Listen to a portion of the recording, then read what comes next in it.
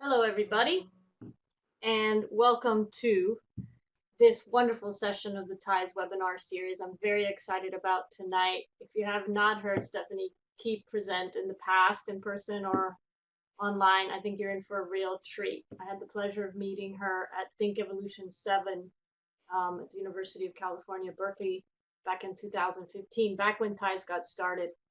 And I thought, okay, that's who I want to be when I grow up.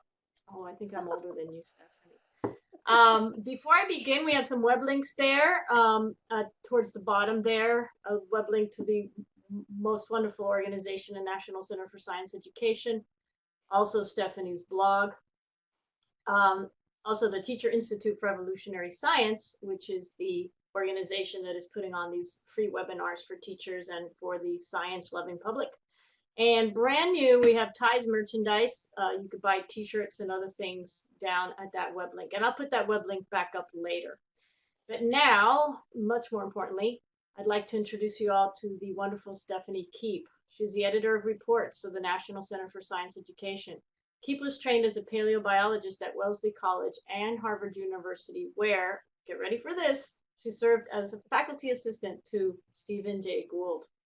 In the publishing world, she is involved in editing college and high school level textbooks in environmental science, earth science, and biology, including Kenneth Miller and Joseph Levine's biology, which is the one we use in my classroom, Stephanie.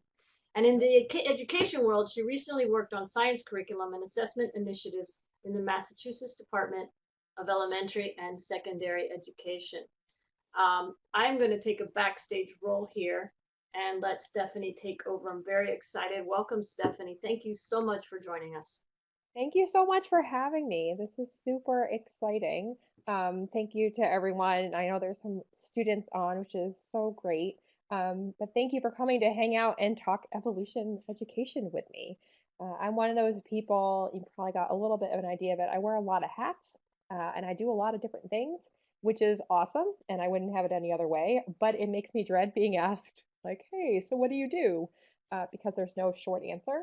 What I usually say now is I do all sorts of evolution education stuff, which is completely true, if not a little vague.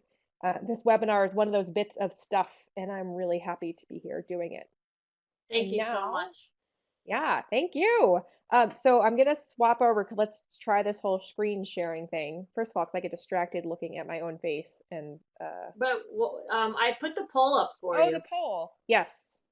Right. So which is the most frustrating misconception you come up against? You could also do like the one you come up against the most often, interpret it any way you want. Looks like we've got quite the race Okay, between, I'm gonna, I voted. Can look at the that. host Evolution is vote? just a theory or humans evolved from monkeys. Evolution and religion not compatible. Keep voting, keep voting. Yeah, we're gonna talk about all these, so that's good. Can people keep voting if I share my screen, or is the voting over as soon as I do that? No, let them give them a little time. All right. And Yeah. then we're gonna share your screen on the next page. And Okay. while we wait for the votes, Stephanie's going to Perfect. share her screen, and if you open it to full screen, you will see just her screen. If you leave it as part of your screen, you will have an opportunity to put in questions, and I'll be Oh, the first monitoring the vote for evolution is questions. totally random. Evolution Only has one buttons. person. I know. Oh yes, and Stephanie said you wanted to know the others because you're interested later in if you have placed if you voted on other, if Yeah. you could let us know in the questions what that other is, because she'd like to know that. All right. So Almost when I everybody's it voted. looks like it's evolution is just a theory, which I totally get. And Reggie, you don't have to submit, you just have to click, I think.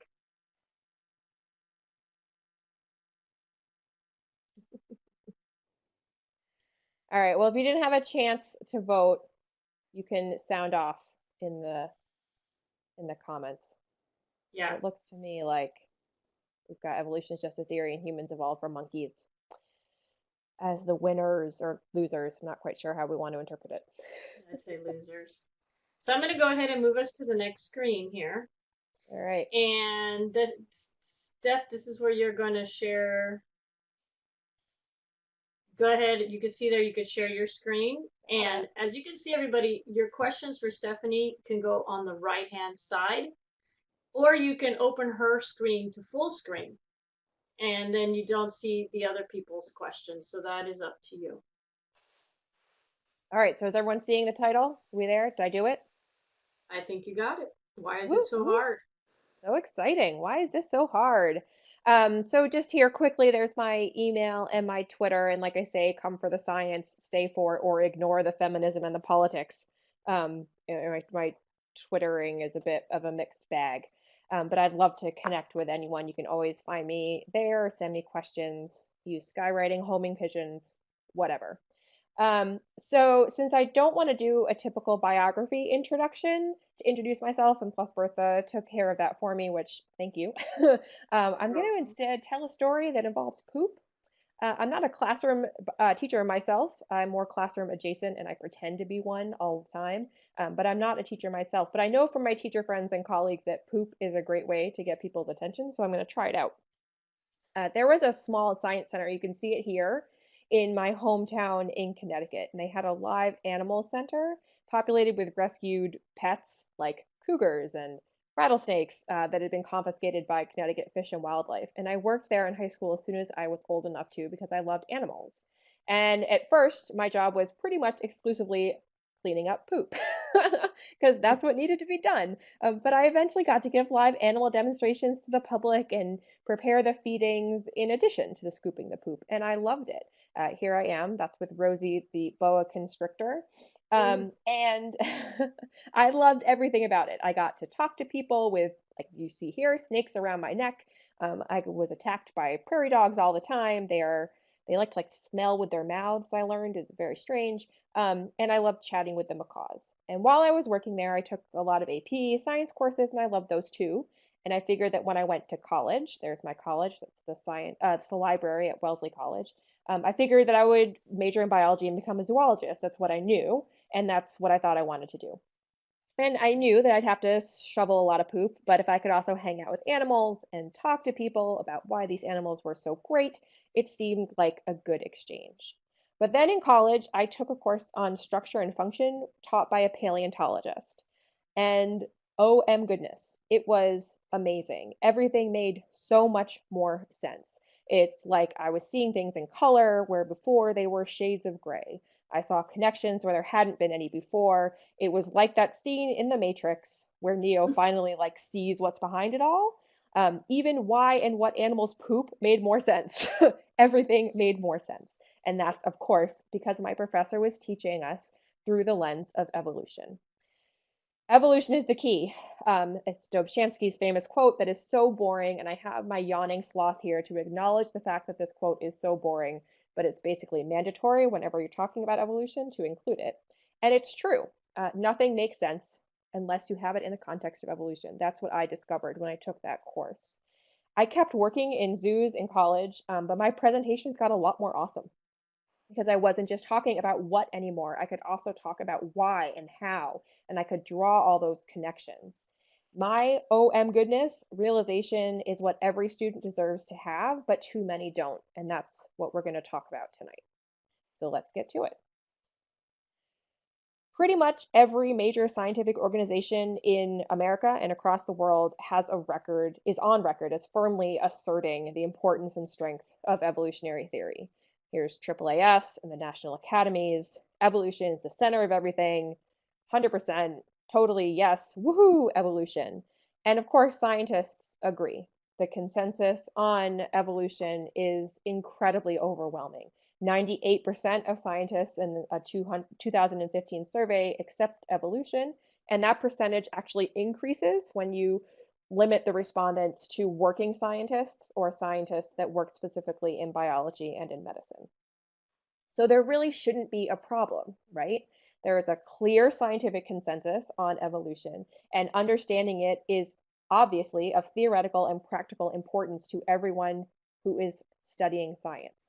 So clearly, it should be taught matter-of-factly in the science classroom of every public school without any fuss, and the vast majority of the public should accept it, right? Wouldn't that be wonderful? We know that's not the case, or we wouldn't be here, and I'd have a different job, probably involving shoveling poop, which is totally a noble profession. Zoos are amazing, by the way, but I digress. Part of the information that we have comes from poll questions like this one, which is from Gallup. This exact question has been asked since 1982. Which of the following statements comes closest to your views on the origin and development of human beings? And you're offered three choices. Human beings developed over millions of years, but God guided this process. Human beings developed over millions of years, but God had no part in this process, or God created man in present form. So roughly this equates to the young earth creationist view, which is this last one I mentioned, God created man in its present form. It's the gray line. And you see that since 1982, it hasn't budged that much. Started at 44. It did recently dip to 38, and there was a big stir about it in the media, but I'll sort of believe it when I see that trend continue. With Because the that, other line's going up. it's The true, bottom, but again, I yeah, want the to two other continue. lines coming up. I'm not going to get too excited about one data point yet. I'm a better scientist than that. Um, You're right. but it hasn't budged that much. And then you get this guided evolution view, which is this light green, which is in the middle, going from 38, and it actually ends at 38. And then there's this purely secular view, which is the dark green line at the bottom. As great as this data set is, it's not without its flaws. Unfortunately, this question not only asks about human evolution specifically, which is the stickiest subject in evolution, but it also throws in God. So a lot of people, I'm sure, would not feel comfortable choosing an option that says, but God had no role. That's pretty something. I don't know what it is, but it must be, we think it must be affecting the data. And so really what we want to do is we want to look at those two views together, the guided evolution and the secular view. And when you do that, you get about between a 40% and 59% pro-evolution view. And we know that asking these questions in this way has an effect because when you take out God, as in this question, this data comes from the Pew Research Center, things tick up a bit. Um, God is out of this question, and we see the positive view of evolution has gone up about between 5 and 10 points to 65%. You take out humans, things get even better. The National Center for Science and Engineering Statistics released this data, and you can see the exact same question, only replacing human beings with elephants, causes the numbers to go up 26 points in favor of an acceptance of evolutionary view. So we know that asking about humans and asking and including God makes a difference.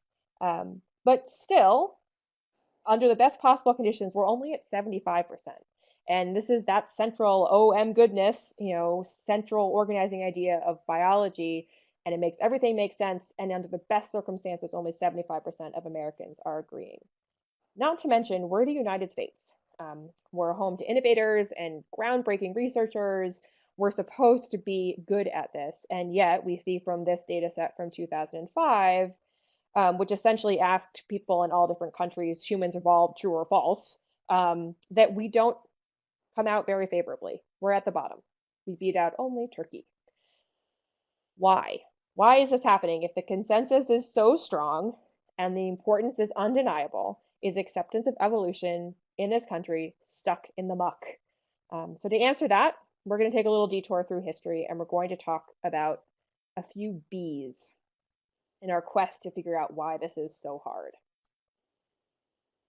There is a long, well-known, and inglorious history of efforts to undermine evolution education in the US. The first wave of anti-evolutionism involved a crusade to ban, there's our first B, the teaching of evolution in public school. In the 1920s, there were legislative bans in Tennessee, Arkansas, and Mississippi, among other places, and those bans stayed in place for decades. Remember that Scopes lost his trial, and the laws weren't successfully challenged until an Arkansas teacher named Susan Epperson, there she is, she sued the state for being asked to teach from a textbook that had been revised to include evolution. Now, it's worth mentioning that Susan Epperson wanted to teach evolution. Her legal action was a planned act to get a hearing in the Supreme Court, which she did in 1968. And there, the ban was overturned on the basis that it violated the First Amendment of the Constitution because the bans were all implemented on religious grounds. And according to the First Amendment, there can be no establishment of a religion. There must be separation of church and state. So, hooray! Yay! We win! Are we done? Of course not. Not even close. After Epperson, we get to our second B. No longer being possible to ban evolution, creationists instead attempted to balance it. Balance it with what? Well, first we're going to go with biblical creationism. In 1973, Tennessee passed a law requiring biology textbooks that discuss evolution give an equal amount of attention and emphasis to other theories, including, but not limited, to the Genesis account of the Bible. It was swiftly challenged in state and federal court, and the good guys won again. The law was deemed patently unconstitutional in Daniel v. Waters in 1975, and that is Mr. Joseph Daniel there. The reasoning again was that balancing of evolution with creationism violates the First Amendment. Hooray! We win again! Now what happens? Now we try something else. If you can't balance science with creationism, maybe you can balance it with creation science. What is creation science? Well, it's probably what you think of when you think of creationism. It's now the dominant form of creationism in the United States. And in the 1970s and early 1980s, there were widespread attempts to require equal time for creation science, and two laws, one in Arkansas and one in Louisiana, were passed in 1981. The Arkansas law was ruled unconstitutional in a landmark trial, McLean v. Arkansas, in 1982. Here are three of the witnesses on that case. Francisco Ayala was the most recent. He just left. He was president of the NCSE board. There's Stephen J. Gould, who I did have the incredible honor of working for before he died. And there is a geologist from UC Berkeley whose name I'm not going to try to pronounce, and I apologize because I don't have a personal connection to him. I'm sure he's lovely. He specializes in the age of Earth. So we win again. Balancing evolution with creation science, which is totally just creationism, is unconstitutional, again, on First Amendment grounds. So we win. Celebration. But the trick here is that Arkansas's law was vulnerable because it was very specific. It specifically talked about creation from nothing, evolution only within kinds, a worldwide flood, and a very young Earth. Louisiana's law defined creation science as consisting of the scientific evidences for creation and inferences from those scientific evidences without saying what they were. In other words, it was super vague. And Louisiana relied on its vagueness to be able to argue that it was still a valid law even after the McLean ruling. That changed when another case went to the Supreme Court and the good guys won yet again in Edwards v. Aguillard. The court ruled that, however vague, the act impermissibly endorses religion by advancing the religious belief that a supernatural being created humankind. In other words, call it science if you must, but it's still creationism, and that still violates the First Amendment. We win. Now what? Well, name change number one didn't work. Maybe a more drastic name change would pass the smell test. Intelligent design, come on down. Intelligent design is about finding something that can be billed as a scientific alternative to evolution that will survive constitutional scrutiny. Its proponents deny that their view entails any particular conception of the designer. They say it could be God, it could be aliens from outer space, or it could even be time travelers from the far future. The central message, though, is that somewhere at some point in time, some intelligent agent somehow did something for some reason that had an effect on the history of life. And we're just not smart enough to be able to figure out what it is. Given that most students in public science school classes will have their own notions about these things, the intended and likely upshot of teaching intelligent design is pretty clear. But it didn't work. The Pennsylvania school district's policy requiring the teaching of intelligent design failed to survive scrutiny in a 2005 case, Kitzmiller v. Dover, which lasted, I kid you not, 40 days. Very biblical. There was extensive expert testimony, all coached and organized by NCSE, and a fantastic team of ACLU lawyers. Here in this courtroom sketch is the current president of the NCSE board, that's Ken Miller, who I also got to work for and who wrote a biology book that probably a lot of you use. When the decision came in, it was very, very clearly a huge loss for intelligent design. The judge found that the district's policy violated, again, the First Amendment because, again, intelligent design fundamentally represents a religious belief. In other words, intelligent design is just creation science, which is just creationism, which all violates the First Amendment. You can't do it. It's not science. Now, here, what happens now? Here, our story takes a turn. The battles leave the courtroom, where NCSE had been working for decades, and it goes into the classroom. Why? Because in this third wave, the opposition evolved. Ha! Pun intended. It no longer being possible to ban or balance evolution, we started, not we, they, the bad guys, started relying on the third B, which is belittling. They started belittling evolution.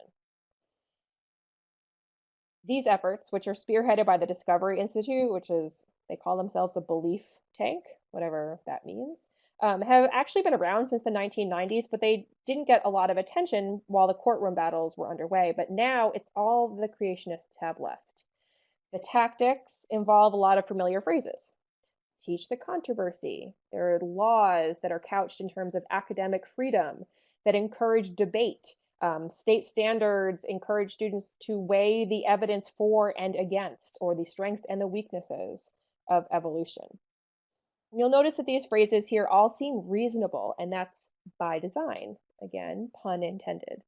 The Discovery Institute is appealing to the basic human desire for fair play. They're not so blatant as to talk about creationism or God or any alternative. Their aim is to confuse and undermine evolution. Is it working? Well, luckily for us, we have some data to help us figure that out. In 2007, two political scientists at Penn State, Michael Berkman and Eric Pletzer, conducted the first national survey of public high school biology teachers.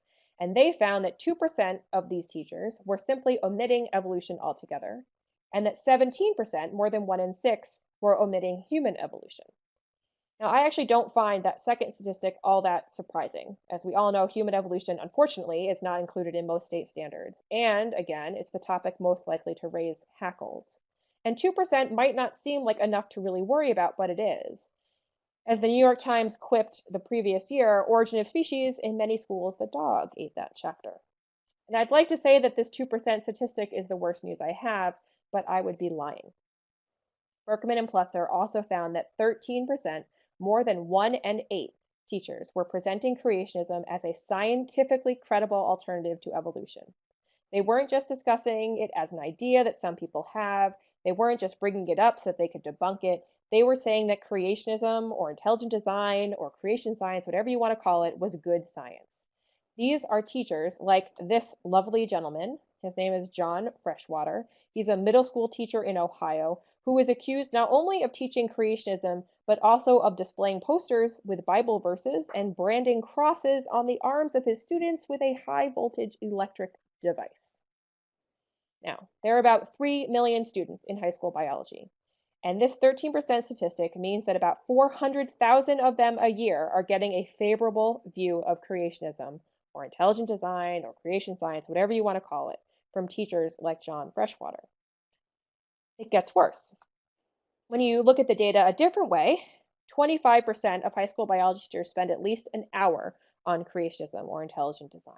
That equates to about 750,000 students a year getting an hour of incredibly valuable instruction time taken up with garbage. Absolutely not all of these teachers are John Freshwaters. Some might be bringing it up to debunk it, like we talked about. Some might be using it as a way of talking about science versus non-science. But we do know that at least some are being taught that creationism, intelligent design, creation science, whatever, is valid and worthy of scientific discussion in the classroom. And I haven't even gotten to the worst news.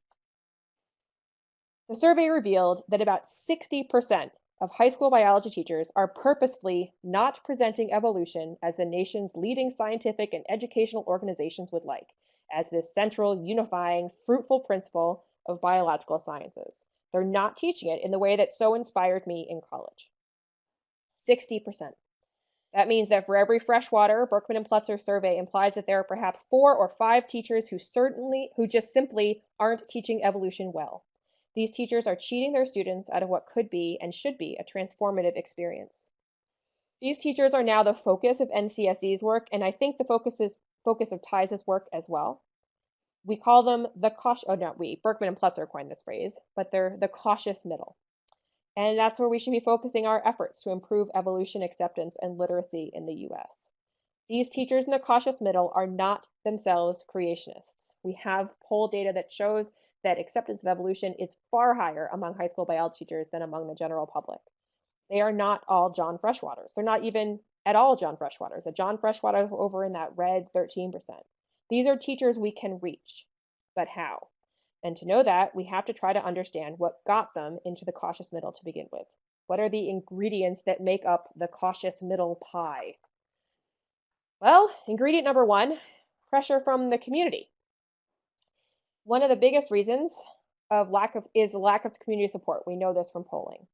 A majority, 61.7% of the public support creation being taught in schools alongside evolution. That's bonkers.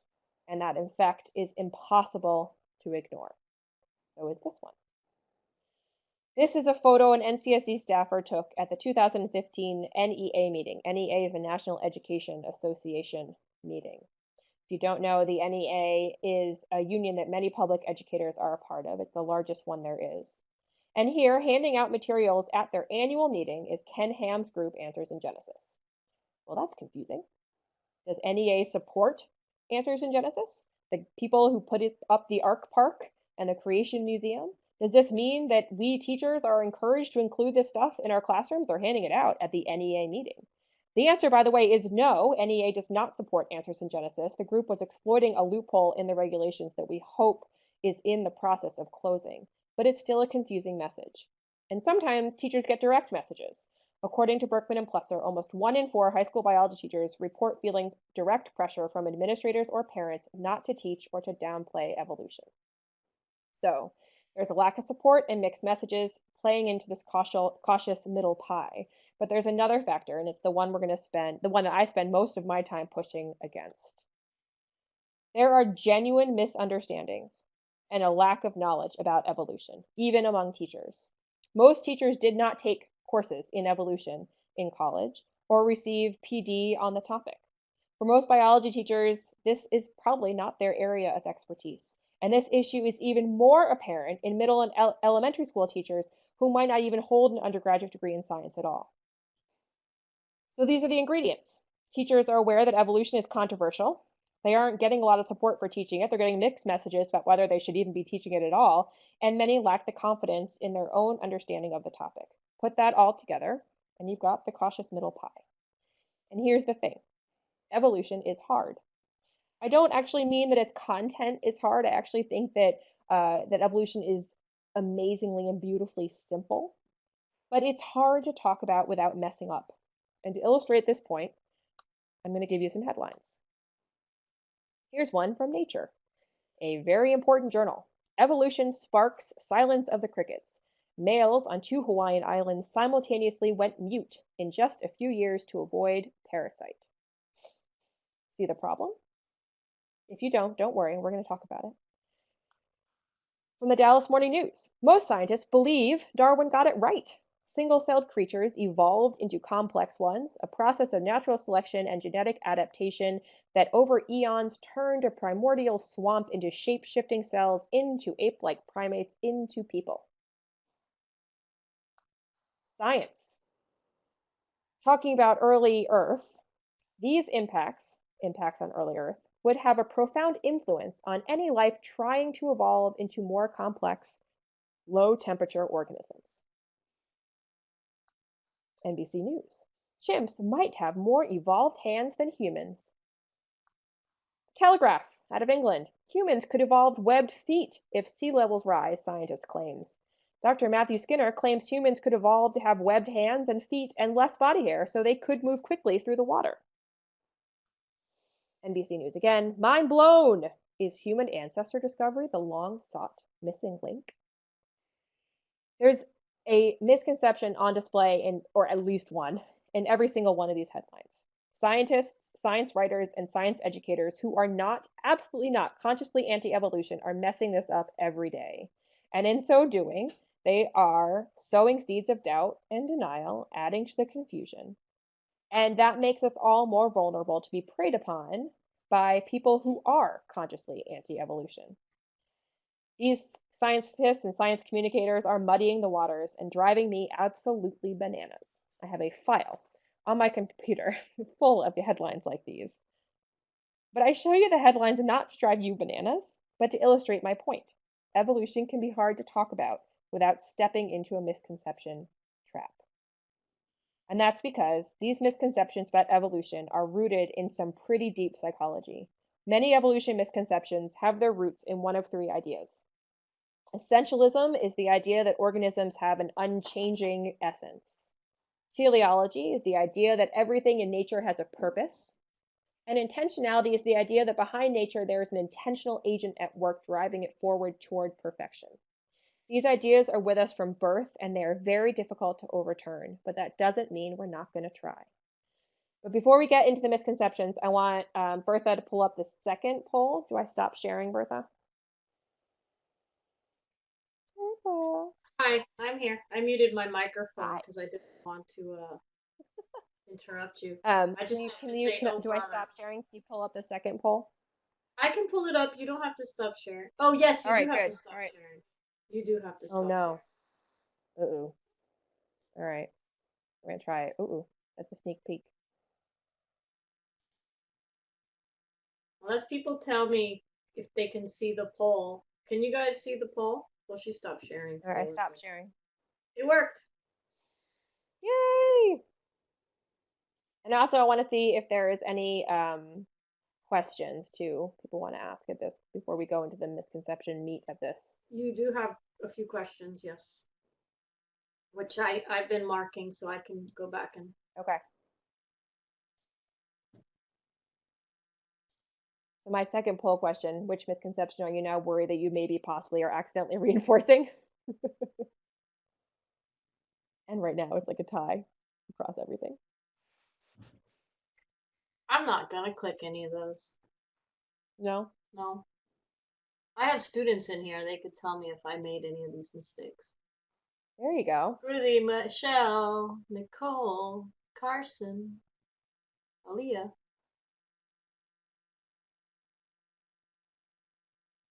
Are there any questions that are worth talking about while people are Yeah. answering the polls? Okay. So, the first question was, are there reasons why people don't believe in evolution that don't have to do with religion? That's a great I question. know. Pruthi Shambhavi. I'm gonna let you handle that one. Yeah, I don't know. I'm not, I suspect the answer is probably yes. We know from other areas of science, like other topics that have a lot of science denial, like climate change and vaccines and GMOs and other things, which all have a different population of, different group. If you compare them, there's some overlap, but not complete overlap among those groups, people in those groups. That there are other reasons that that denying comes forth, and some of that is people don't trust scientists. Um, and that's again, there's like really, if you know of the Naomi Oreskes book, oh my gosh, why is my mind completely blanking? Why is my mind blanking? What is it, Bertha? You know what I'm talking about. No. Oh, someone write it in the thing, in the comments. Um, Merchants of Doubt. Oh, shoo! Man. Um, this there's a lot of similarities behind all of the like the institutions or the people that want us to doubt science, and one of their tactics is to make you not trust scientists, to question scientists' motives. That's you get a lot of climate change scientists only want us to accept climate change because they need to make money. They somehow think climate scientists make a lot of money Mm. off of this stuff. So I suspect that there could be some of that they just don't trust scientists. There are some people that just, if this is what the scientists think, I don't trust the scientists. So there's probably some of that, but most of it, the vast majority, is rooted in religion one way or another. Yes, I agree. Paul has a great question, which I don't mind answering myself. Does understanding the nature of science help students and teachers better comprehend evolution and natural selection? Yes, yes, yes, and Heck yes. yes. And Blake Touche Heck yeah. is among us today, and he starts the year with this huge unit on nature of science. How does science work? How do scientists get their answers? How do they Right. um, compare and peer review and so forth? And that really helps student understand that you don't get into a textbook just because you have a good idea. You get into a textbook because you've spent Absolutely. years and years And and that years. science, Uh, absolutely. So, and we'll talk a little bit about that, but, and it also helps with the trusting science, right? And right. trusting scientists will help with that too, if you understand how the process works. Um, Absolutely. Nature of science is incredibly important. And unfortunately, it's one of those things that gets, you sort of have to rush through it early on, but it will help for sure. And I agree, someone was asking about not using the word believe, and I think John Mead said accept is better, and I agree with that too. Yes. Okay. So you can see the questions. Jennifer brought up several good points. It's not really a question, but it's a very good point. I think it's more how evolution is presented. Woolly, for example, you can say in class, woolly mammoths are no longer on Earth, but can you think of an animal on Earth that is probably related? And that definitely Hmm. get people thinking.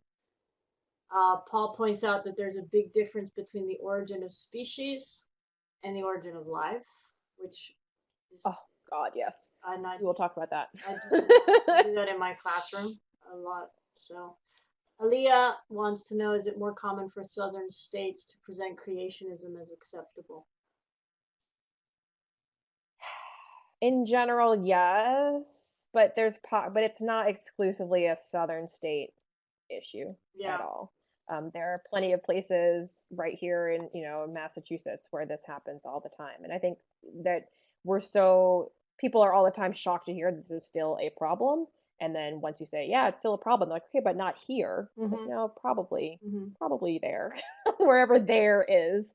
I mean, some general trends are more common in what were typically more deeply religious states, most of them in the South, but not exclusively. But it happens everywhere. Yeah. All right, so it looks like the misconception we're all worried about is strongest. Survival of the fittest. Only the fittest and strongest and baddest and meanest survive. That is an easy one to fall into. Okay, so let's go back and get started talking about. I'll move this poll out of the way. All right, so let's do this. Misconception number one. NCSE runs a free summer camps for kids that don't typically get opportunities for things like science camps. And at a camp last year, the middle school campers were asked to draw what they think of when they hear of evolution. And here's what one student drew. So, what's wrong with it? Of Yeah. course, it's this linear morphing model of evolution that is so pervasive that if you do a Google image search for evolution, like I did, the first page is almost exclusively things just like this. Yes. That is so true. So here are a few more. Uh, Lego version, funny version, being followed by monkeys, humans messing up the earth version, New Yorker comic version, in GIF form version, which ends with Michael Cera. I don't know why.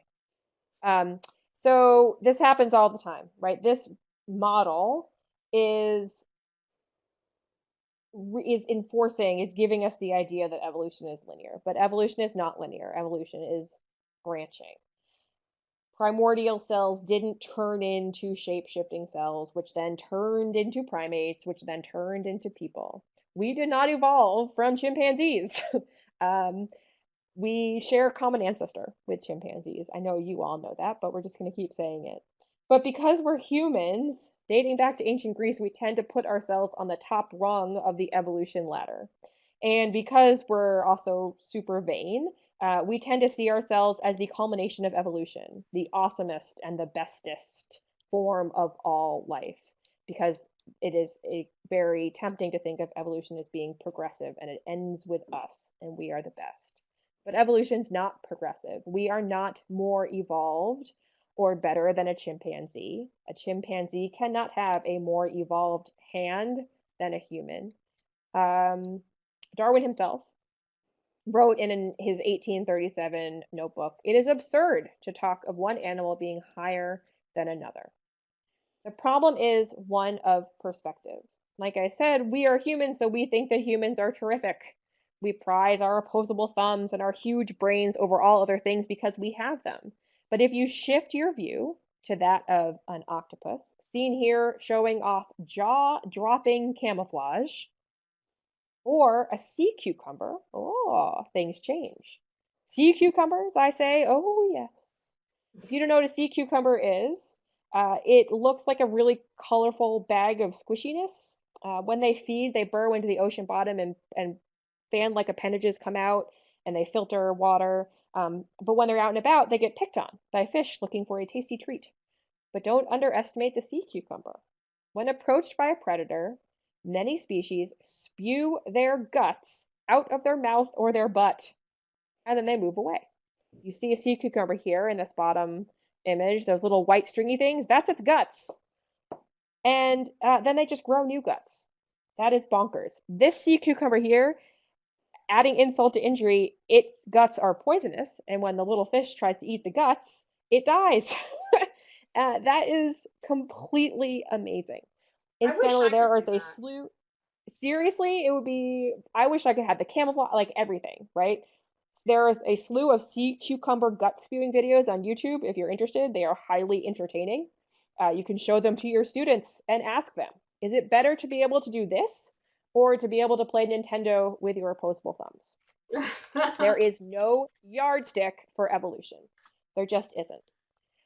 Teaching tree thinking is a wonderful way to try to root out and correct the compounded misconceptions of linearity and progressiveness.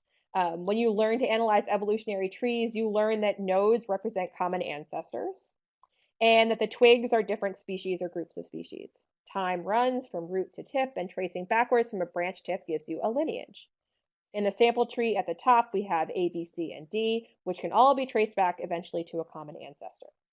This is demonstrably not the same as what's on the right, A to B to C to D in a chain, which makes the phrase missing link incredibly frustrating. Right? Missing link implies that there is a chain of evolution, and that is just not how things work. The poster species for missing links is the Archaeopteryx, and here we see part of an evolutionary tree with the Archaeopteryx on its own branch. It is not on a node. Archaeopteryx is not a direct ancestor of birds, but a cousin. In fact, we never, or almost never, purport to find direct ancestors in the fossil record. Why not? Because the odds are staggeringly low. It would be like you're presented with every phone book from every town in the country, told to choose one at random, close your eyes, point to an entry, and that person happens to be your great great whatever grandmother. Only more so. And the further back in time you go, the more unlikely it becomes. It just doesn't happen. Or so I thought. I was ranting about this to a paleontologist friend at the Smithsonian, and she interrupted me. Well, except for Homo heidelbergensis. Homo heidelbergensis? Huh? Well, it turns out that there is an actual real-life node-sitting direct ancestor of humans and Neanderthals called Homo heidelbergensis. It is thought to be really that node-sitting direct ancestor, and there it is sitting on the node. So, well, I was wrong. But I say it's the exception that proves the rule. All right, so let's go on to our next misconception. Uh-oh. Oh, I skipped a slide. Oh no. All right, what's wrong with the sentence that a polar bear evolved fur so that it could stay warm in winter? Is what it shows. Teleology. Again, right? It's teleology. All right. So polar bears are these polar bears, that line demonstrates a couple of interwoven misconceptions rooted in teleology. Thank you, Bertha, which, as you recall, is the idea that everything has a purpose. Why does the polar bear have a warm coat? Because it needs to stay warm. Therefore, why did warm coats evolve? Because the polar bear needed them. Wrong. By age 4, children are promiscuously teleological, which is a fantastic phrase. They think everything has a purpose. They learn that from storybooks, from their parents, from religion, everywhere. Teleology is the most common misconception in secondary and post-secondary, students. Teleology is especially problematic at younger grades where standards focus on the connection between structures and survival. I recently chaperoned some educators from a local Audubon center as they presented to all the first grade classrooms, rather, in my daughter's school. The curriculum is standards-based, and they brought with them a turtle and an owl, which delighted students and me. I love owls. And they kept asking, though, things like, why does a turtle have a shell? And the students would say, for protection. Why does an owl have feathers? To fly. I was sitting there in the corner under my breath, muttering, because of evolution, over and over again, but I don't think anyone heard me. I did chat with the presenters after, and I urged them to ask, not what does this do, not what is this for, but what does it do? And I said that that simple change could make a difference. Because when students internalize teleological ideas that everything has a purpose, they take it with them and they start to make that connection to evolution when they learn about evolution later. These ideas, again, are with us from birth and they are difficult to overturn, but we have to try. And there's try here, but there is no try or want or need in evolution. Cells didn't try to become more complex. Crickets didn't become silent to avoid a parasite. This polar bears did not evolve, did not get warm fur because it needed warm fur. Ingrained teleology is compounded by the remarkable results of evolution. Polar bears have warm fur, and they live in cold places. That's not a coincidence. Am I suggesting that it happened randomly? Of course not. Evolution results from the combination of random mutations with natural selection, non-random selection. But there are not only other mechanisms of evolution that are also random, but the non-random selection can be completely thrown off course by environmental changes. Just ask the non-bird dinosaurs. A great way to address teleology is by taking a class period to discuss the 1952 Letterberg experiments. Esther and Joshua Letterberg performed this experiment, and it helped to show that adaptations do not arise on demand. In the experiment, bacteria were spread out on a plate, we'll call it the original plate, and they were allowed to grow into several different colonies. The layout of colonies was then stamped from the original plate onto a new plate containing the antibiotic penicillin. Colonies X and Y here survived, so they must carry a mutation for penicillin resistance. Did those colonies on the new plate evolve antibiotic resistance because they were exposed to penicillin? The answer is no, and the Letterberg showed it by washing the original plate in penicillin, and the same colonies, X and Y, survived, even though they had not been exposed to penicillin before. So the penicillin-resistant bacteria were there in the population before they encountered penicillin. They did not evolve resistance because the bacteria needed to have it. The variation already existed, and it became common when the environment favored it. That is how natural selection works. Quick diversion here to show that, again, this stuff is hard, and even the Smithsonian can get it wrong. This is from their human evolution exhibit. I believe it has since been corrected. But if you read it, here's what it says. Far into the future, imagine. Earth's temperature has risen and it's really hot. How do you think your body will evolve? Will you have a tall, narrow body like a giraffe or more sweat glands? Right? This is like one step away from saying, or webbed feet, like that ridiculous headline from earlier. This way of thinking is really dangerous. If we teach students that evolution gives organisms what they need, then they can shrug off climate change because, hey, whatever, we'll just get webbed feet. I'm sure the polar bears will just lose their warm coat too. Notice here, by the way, that another misconception is on display, the idea that individuals evolve. How do you think your body will evolve? Well, it won't. Evolution works over generations, not over a lifetime. Misconception number 3. You've covered this. Here's the famous peppered moth example. You've done this, you're done, right? This is evolution. Of course not. Look, I'm sympathetic for this one.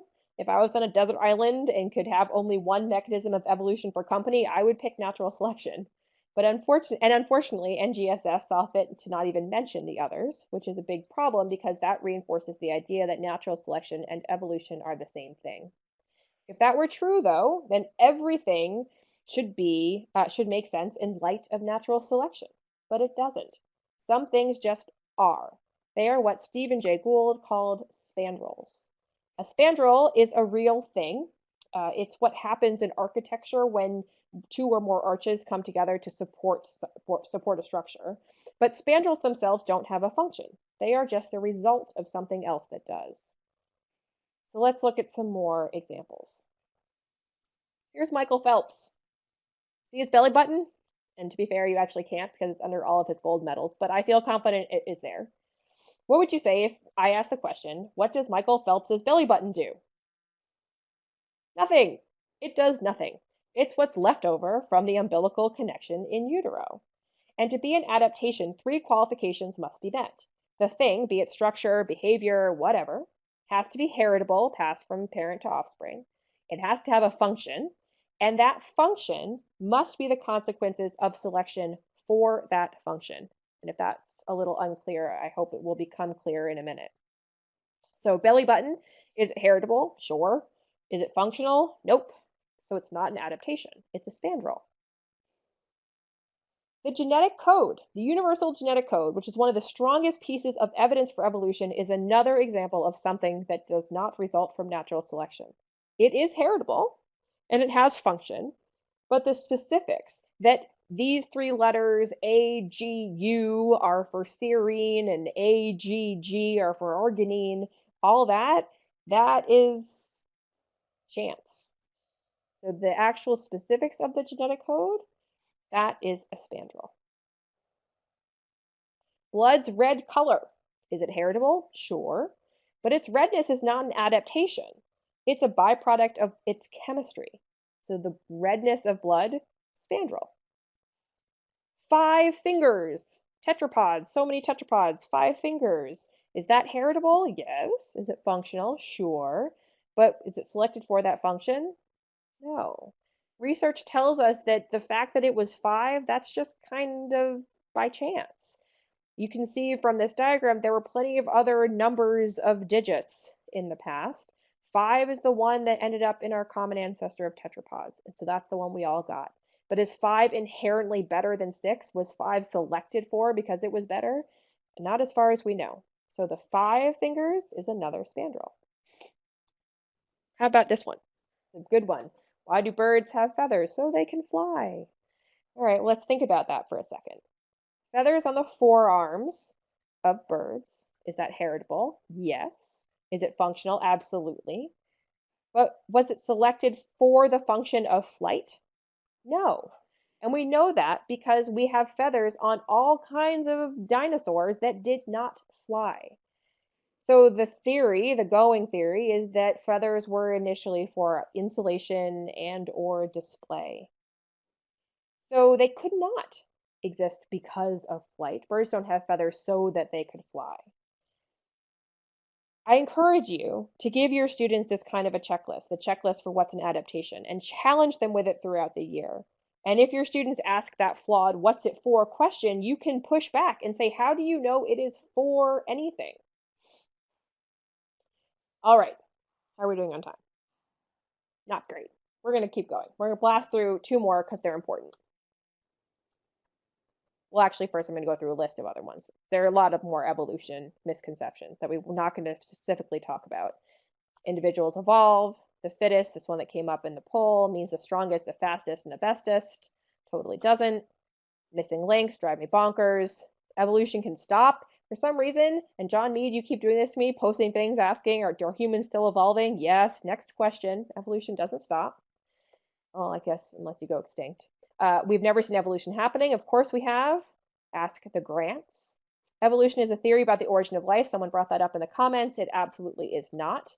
A theory is better than a hypothesis, but not as good as a law. And evolution is just a theory. We're going to talk about that one. I can't resist. Here it is. It's just a theory. This misconception that science is a way toward the truth or that science can be proven is really problematic. People who reject some scientific findings often mischaracterize the natural progression of science that comes with increased knowledge as scientists don't know what they're doing. We're always changing our minds.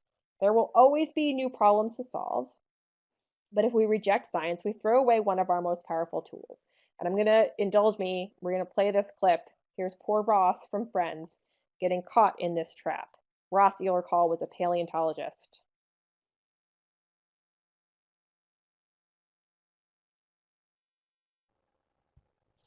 So this has happened to me before. There's no sound when we embed Oh it. no. I've actually seen this clip. Really? You It's can't hear it? excellent. No. Ah, I'm so sorry you can't hear it. All right, so basically Ross comes in. Phoebe had been teasing him about evolution and saying she doesn't believe it, and Ross goes bonkers. And so he comes in with his briefcase of fossils and he says, "Look, it's proof." And she goes, "Look, I'm not, saying, I'm just saying, are you so arrogant that you can't, entertain the idea that you could be wrong? Wasn't it not too long ago we thought Earth was flat, that atoms were the smallest thing? Like, how can you possibly say that you might be wrong? Isn't there a tiny, possibility that you're wrong?" And Ross says, "Oh, I guess there's a tiny possibility." And then Phoebe makes fun of him for caving. Now, of course, what Ross should have said is, no, of course there's a possibility that I'm wrong. That's what makes science so awesome, is that we don't just go around saying it's true because it's true. We're constantly testing and retesting our ideas. That is a strength of science. It is not a flaw. Some of your students, or some of the students on this call, are going to grow up to solve a lot of problems, but to do that, they have to trust science. And to get that accomplished, we have to get students to see that the refusal to accept absolutes is a strength and not a weakness. Don't be like Ross. Don't back down to Phoebes in the world. All right. So I guess we won't listen to this clip either. This is the other one about religion and science, that religion and science can't go together. This is the one that NCSE deals with a lot.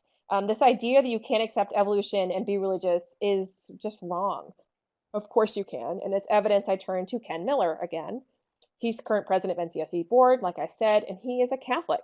And in this clip, which I guess I won't show you, he quotes Darwin in answering a question about religion and science. And the quote from Darwin is from a letter in 1870 where he says, "It seems to me absurd to doubt that a man may be an ardent theist and an evolutionist." If we tell our students, if we tell anyone that they must abandon their religion to accept evolution, we are never going to improve evolution literacy in this country. We just aren't.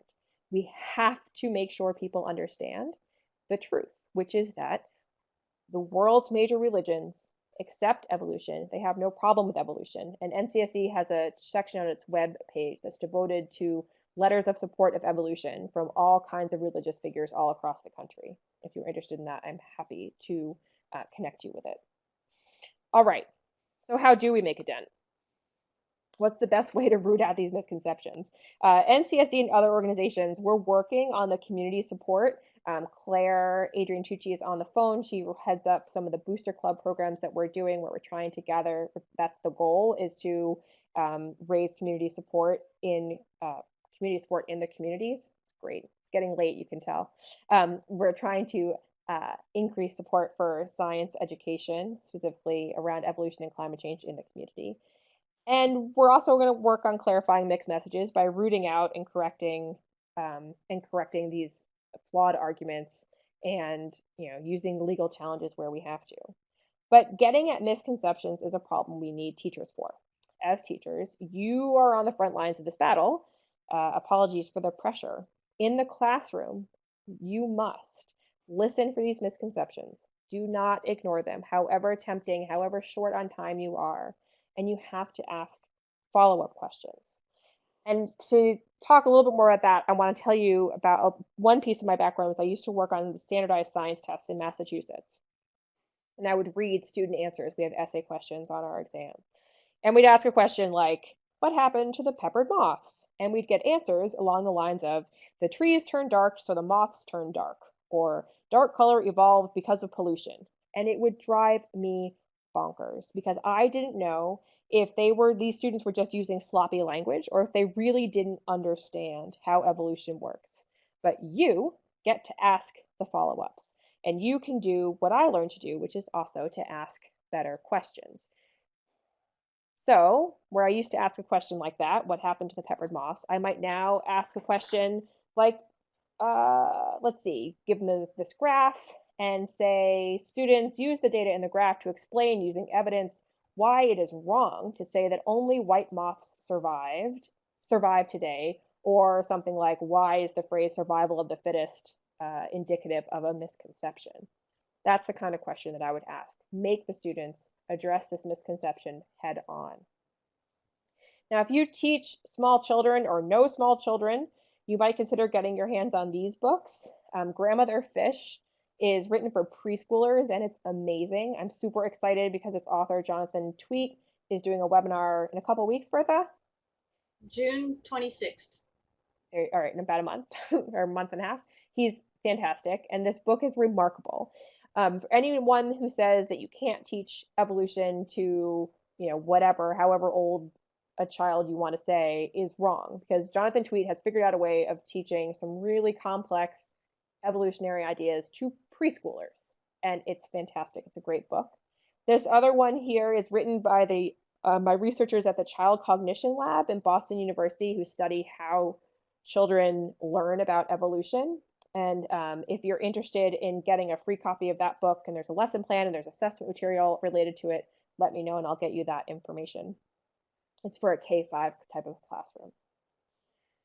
Now, I want to remind you, we're going to start where we end up where we started, which is that this is hard. You have to forgive yourself if you slip up. Remember that even Science Magazine and the Smithsonian slip up. I screw this up all the time.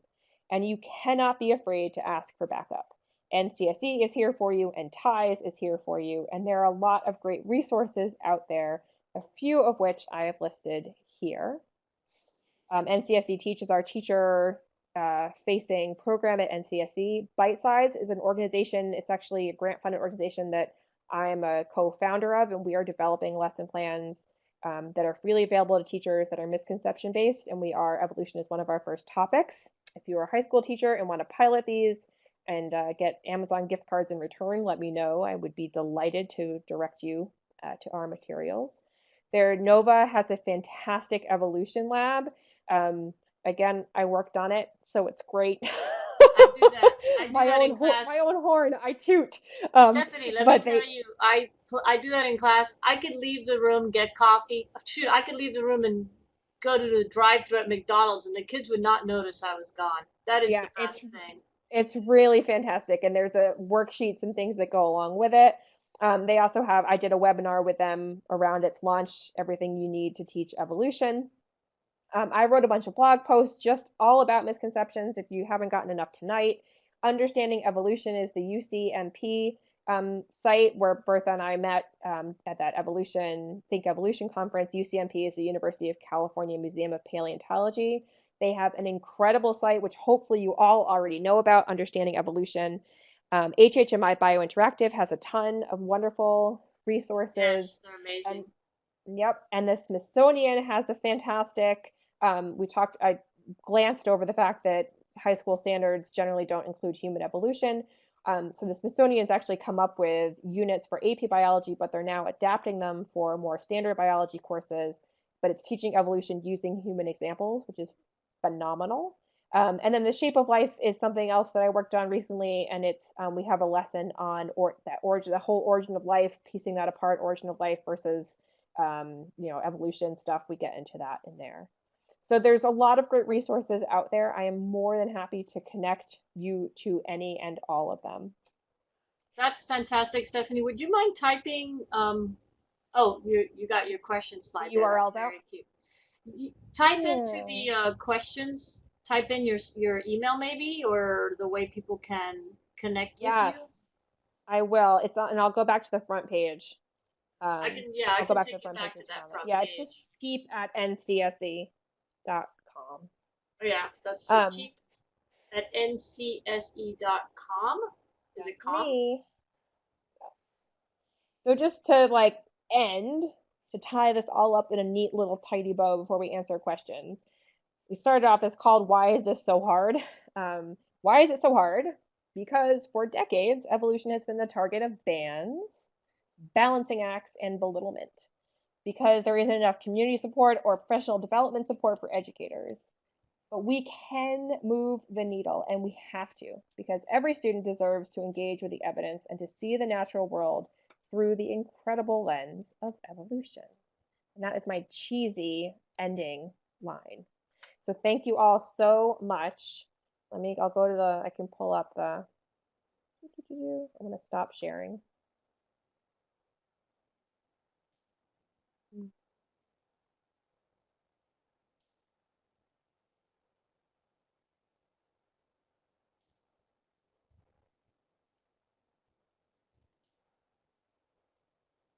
Did it work? It worked. I'm just Woo! I'm making the questions bigger because there are a few still here, but that was awesome.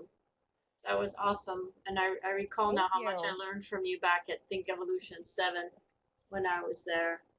I'm sorry I Um, went long. no, it's okay. You went along 6 minutes. It's not a big deal. Um, type your email in there for everyone, please. Oh, sure. And Paul, to answer your, Paul wants to know how he can have access to this. Paul, once we stop, I will download it and it will be up on the TIES website. If not tomorrow, the day after, on the TIES online learning page, you can access previous webinars, um, and that's where you will find this. If not, And I you can can actually also, email it to you yeah. directly. I have your email, Paul.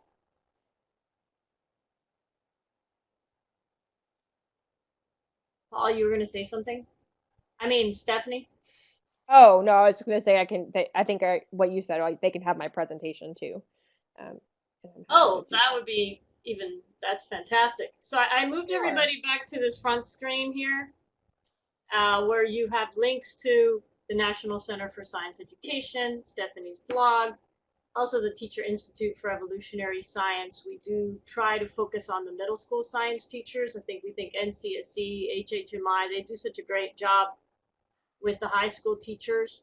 We're trying to help those middle school science teachers because, as you know, Stephanie, more and more states are putting evolution in their middle school science standards. So it's a Yeah, it's positive there in trend. NGSS for sure. And middle school, and I think I told you this when we first met, is often just sort of left out of everything. Yeah, Which is so I'm delighted that that's where you focus. as a middle Um, school science teacher, that's where I decided to put my time. yeah, and we need more people to be doing that. And this all collapses. I mean, I talked a little bit about how these, it's for elementary school teachers who expected to be experts in everything, but most of whom do not have even a science Exactly. degree, and they don't get the professional development they need. So it's a huge issue, and it all builds. I mean, NGSS prides itself on having these cross-cutting concepts and everything building upon itself, but that falls apart very quickly if it's not being taught at these lower levels in elementary school and in middle school, and high school teachers can't play catch up. Right. And if they are, and they are all playing catch up, but that again cheats us out of getting the richest experience that we should be getting for science education. Yes, I agree. I agree. Well, this was great. You're getting a lot of thank yous You're in the welcome. chat Are there any area. questions we should answer really quick? I can't.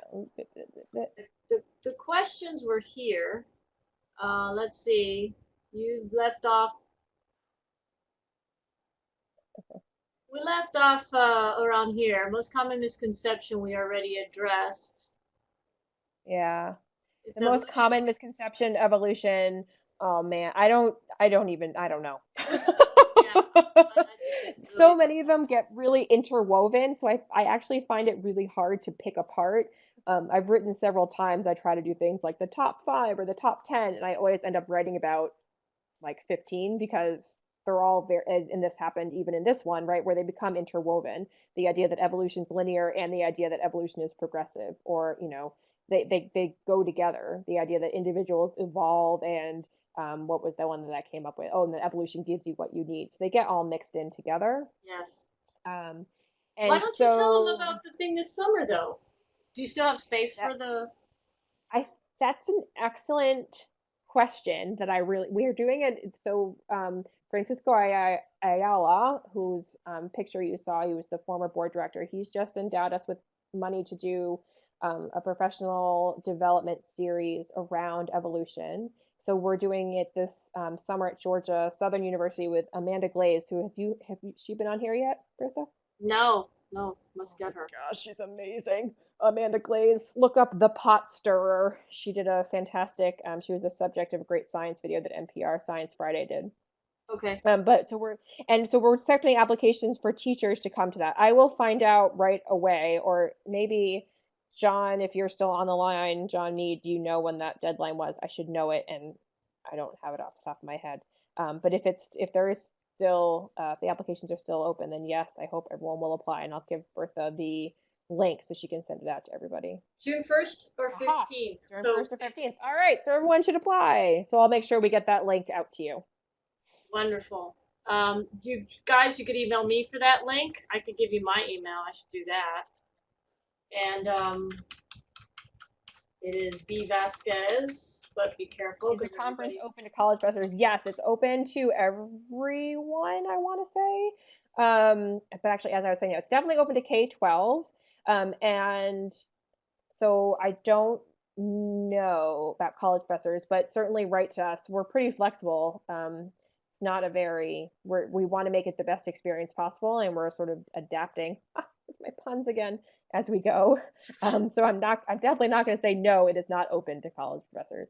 It's not a conference, it's going to be a professional development, a 2-day thing at Georgia Southern in, I believe it is July, third week of Kenny, July. let's get that on our Ty's Facebook page. Let's help promote that for them because that's a very worthwhile event.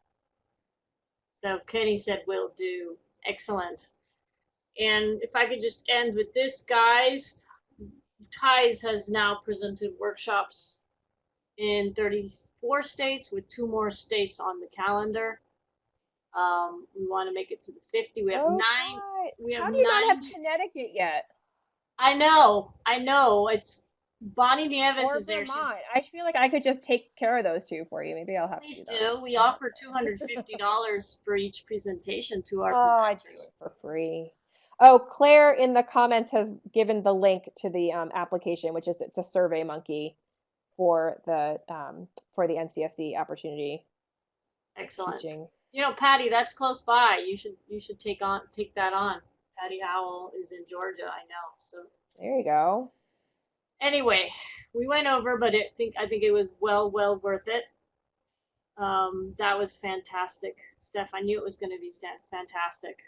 I thank you for Thank you doing it. so much. And please, everyone, reach out. My Twitter is there, um, and you've got my email, and I'm around, and this is what I love doing. Okay, and this webinar will be online on the Ties Learning page as soon as I could get it up there. So thanks everyone for joining us, and again, big thanks to Stephanie Keep of the National Center for Science Education. What a great evening. Thanks for Thank joining you us. so much.